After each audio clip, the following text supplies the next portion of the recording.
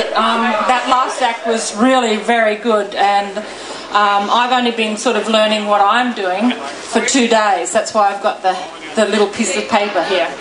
But and what I'd like to talk about is a story really quite close to my heart.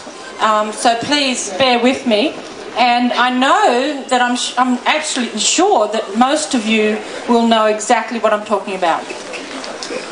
It's about my husband.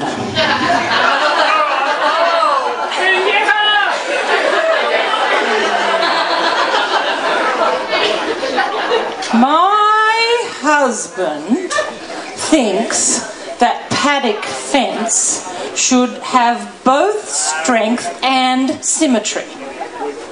With barbed wire stretched so tightly, a maestro could play a symphony upon it with a fiddle bow if he was ever thus inclined. It's one of his obsessions. But I must say I don't really mind, because I'm a tolerant kind of wife when facing foibles of my mate. Just wish that his fanaticism did not include the paddock gate.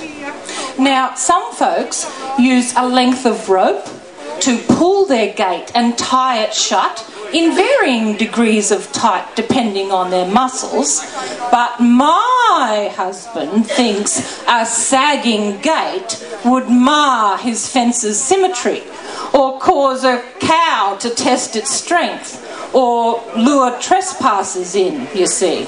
So ours all have a wire loop to tie the gate up to the post so snugly and with such tension that only a Superman could boast the strength to squeeze enough to get it tight enough to slip the loop up high without losing hair nor hide. And though I've tried most diligently, success for me has been minimum. I'll pull a muscle or pop a rib or catch my finger or my thumb. So one day when he sent me forth to take the cows some blocks of salt, 'twas with a faint and fluttering heart I drew my ute up to a halt in front of that vile and vicious gate, but summoning all my strength and muscle, approached the task with daring do, and there began this epic tussle. I'll just demonstrate here. With cheek and chest against the post, I squeezed and squeezed and squeezed in vain. And then I thought, I'll just pretend this burly gatepost is John Wayne. I squeezed with vigour much renewed, and soon that loop began to slip upwards, an inch, 2 inches, 3. But then somehow I lost my grip, and oh the panic, oh the pain, for I had caught without a doubt beneath that cursed piece of wire the part that holds my sweater out.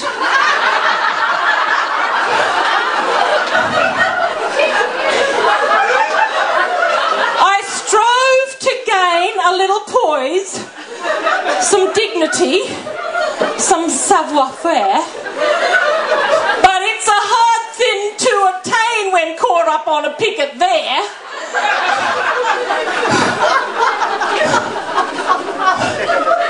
I found I could not even turn, and thus regained my squeezing stance. And horrified, I realised to free myself I had no chance. My life flashed past me, real on real. I wondered which would be the worst, to be some dingo's hors d'oeuvre or die of hunger or of thirst. I thought about the trusty knife I carried in my pocket there. Should I, like Amazon of old, lop off my breast and bind my hair? Or was that metaphor awry? I did not put it to the test. Perhaps it was some other myth who lopped a hair and bound her breast.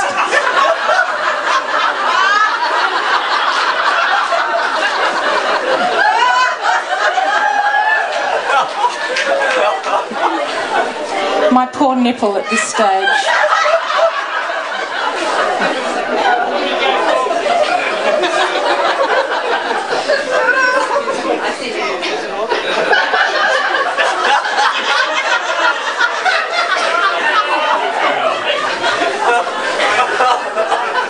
The time went sifting slowly by. I'd almost given up the fight when riding down that dusty track to rescue came my gallant knight. With male superiority, he said, "I've come to help. I knew I ought to get that gate. You're such a boob." I muttered, "That's the part that's caught."